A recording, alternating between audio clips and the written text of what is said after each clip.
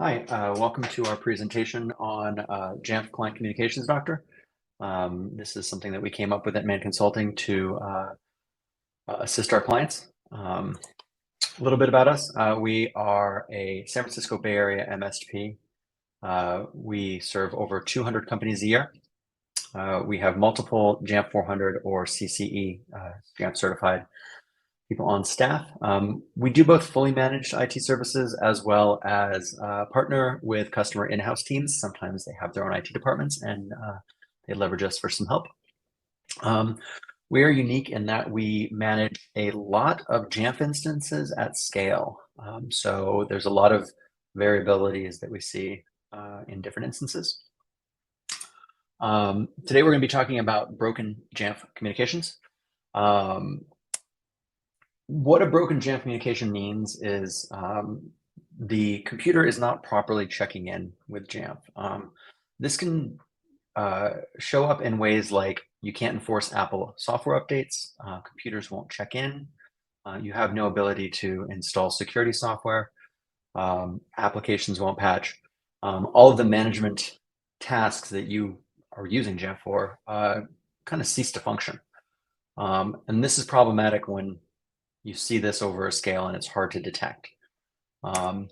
So what a broken communication sometimes may look like is most everything in your Jamf instance is fine, except for some computers.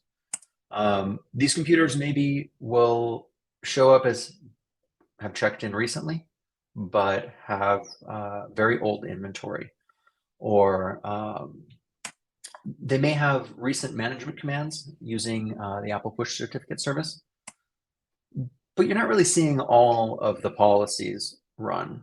You're just kind of seeing a subset of them. So this computer, for example, here has 45 policies in scope, and it's just running 2 over and over again on a recurring basis. And it's not even submitting inventory in this scenario. So we started to notice this across a lot of instances, and we started digging into the rhyme and the reason is why. And we came up with a couple reasons, and we're going to go over some causes for them. So like what causes the communication breakdown to happen between a client and Jamf? We identified 2 methods that would cause this. One is what we call a blocking policy. And a blocking policy is a policy that basically doesn't finish. It could be a policy that has a dialog box inside of a script that asks the user to do something or input something, but it doesn't have a timeout. It could be a policy that has an installer that never finishes running. It could be that it has a script that maybe somebody made a typo, and it is in a condition where it is expecting information and waiting for it, but it is never getting that information.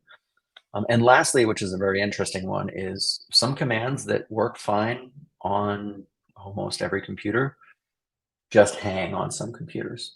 This can be disk utility. This could be Apple's system profiler.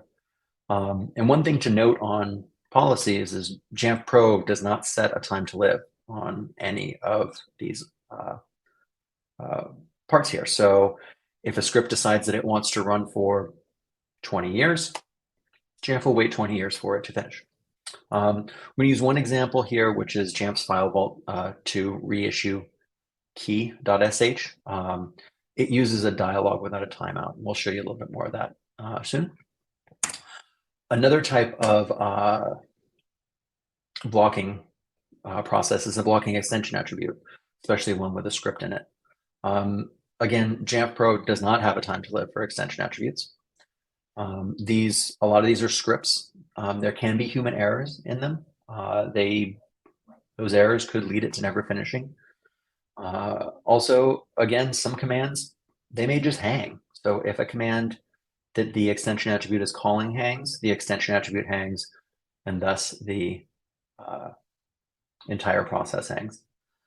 One example is the system profiler command failing to return any data and not exiting when being invoked by a extension attribute, and thus extension attributes cease to run as well as inventory.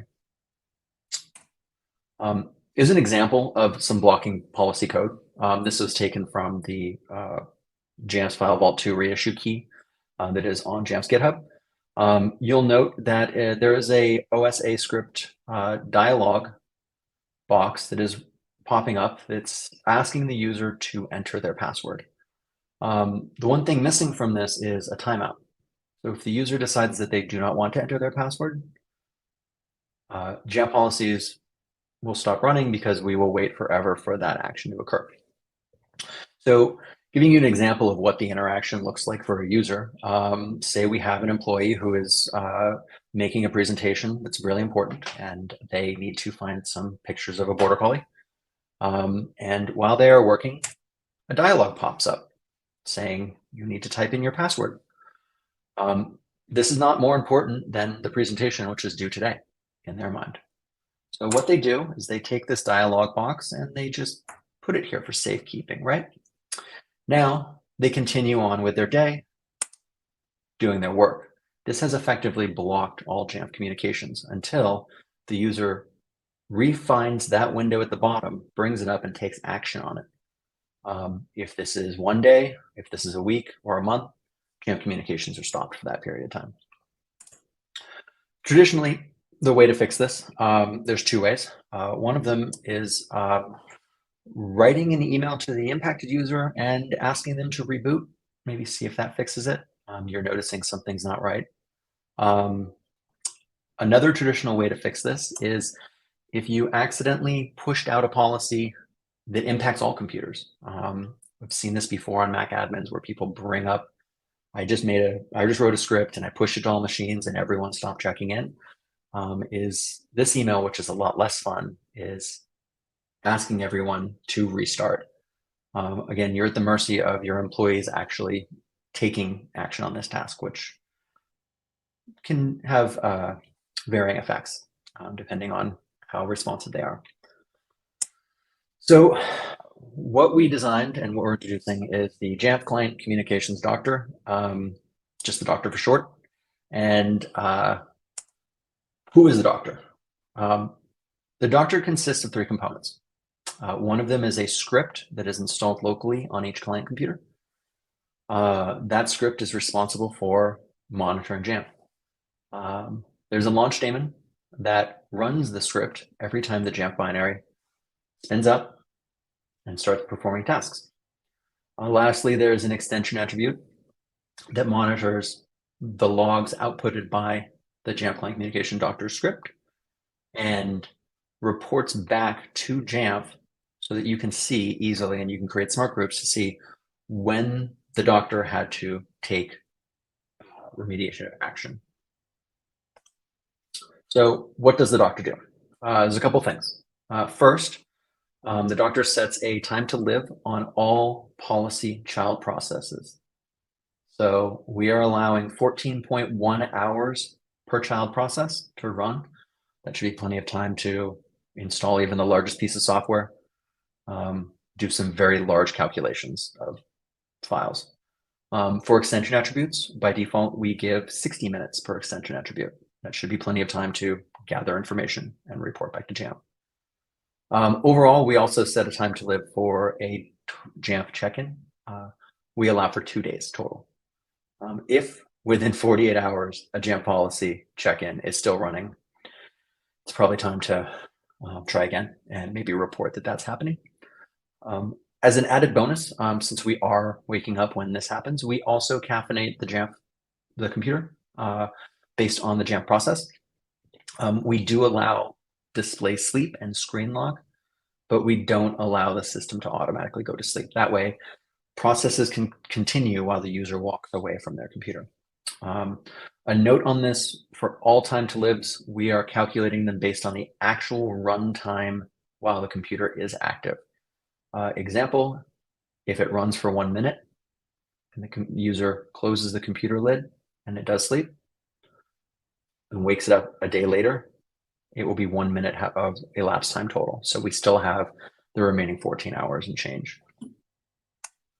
And then we finally have the doctor's diagnosis, which is giving us feedback when the actions were taken. And this is an extension attribute that reads the log file locally What it does is it pulls the last error that each computer reported, and gives you some really critical information to help you identify what happened, who, where. So for example, here, there was an extension attribute that was running for longer than 5 minutes, which was the override that we had set here. And it was killed. Now, the first 10 lines of the extension attribute script are provided, so you can quickly identify which extension attribute, which policy script, or which command actually needed to be killed, so you can then go back into your Jamf policies or your Jamf extension attributes and weed out the errors. This is especially helpful. You'll also see a list of the child processes of that script, so you can see maybe where it hung. So if we're calling disk utility and disk utility is running while the hang occurs and while the process is killed, we can then look and see why. Now, lastly, where to get the doctor. The doctor is available at the website here. It is free for the community. Please go ahead and check it out. Also check out some of the other workflows that we have been providing for our MSP clients.